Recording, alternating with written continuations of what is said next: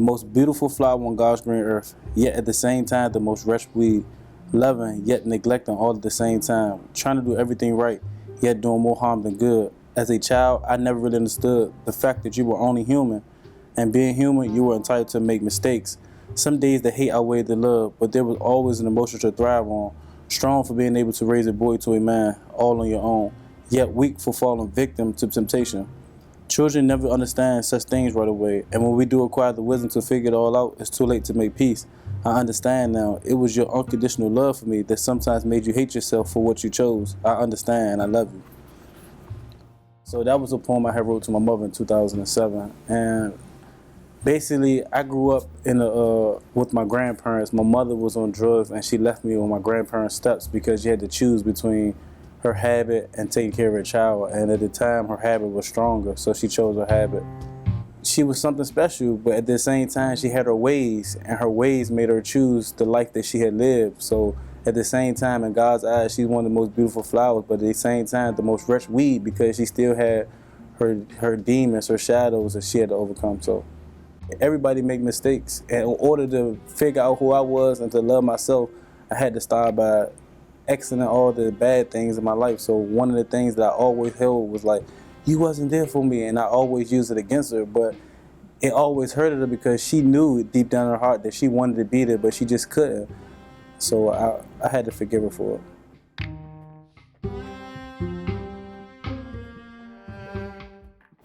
And growing up, I ended up getting real good at sports because I learned that it was like a motivation for me, something like a rehab or something like that.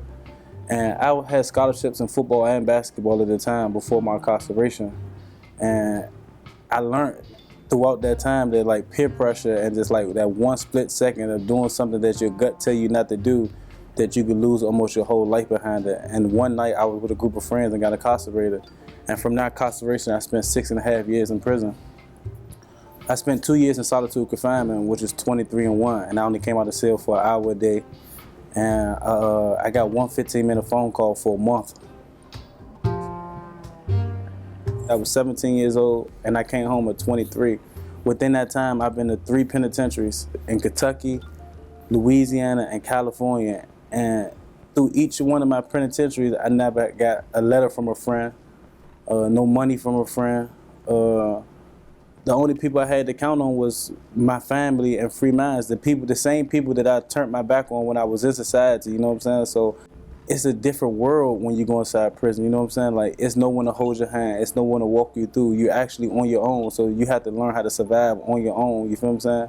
And even when I got released from prison, it was hard a little bit, but I had a mindset, and my mindset helped me to stay focused. Because I got released, they gave me $70 in a bus ticket from California, and that's a 4-day ride, you know what I'm saying? So I had to learn how to manage my money good enough so I could eat here and there and know that I got to survive this whole 4 days to get home.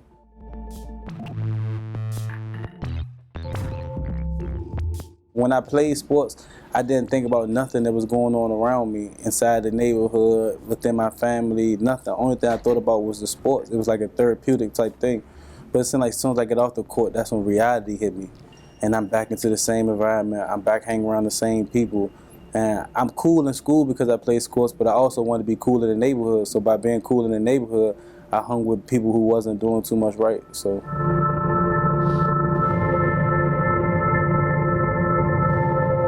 don't try to be something that you think that will make other people look at you, because at the end, you're only hurting yourself, because you could do so much more by just understanding life and being what you really got. Set a goal and just go for it. Don't allow nobody to be like, man, that's a stupid goal, you're not gonna reach that, or man, you tripping, man, we could sell this drugs or something to get this money. And in the long run, it's things that you could work for and get. It might take a little bit more time, but you won't have to be looking over your shoulder 24/7 and worry about, man, I might get in trouble for this, or end up having to really do prison time, because then you lose a lot behind it, you know what I'm saying? So I just more so tell them, just be yourself, find out what you want to do and go after what you want to do, and don't let nobody deter you from that.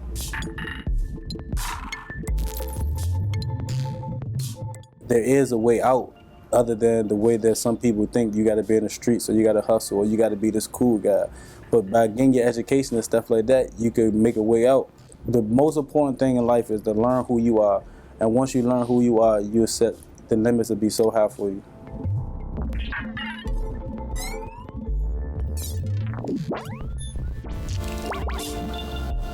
Love.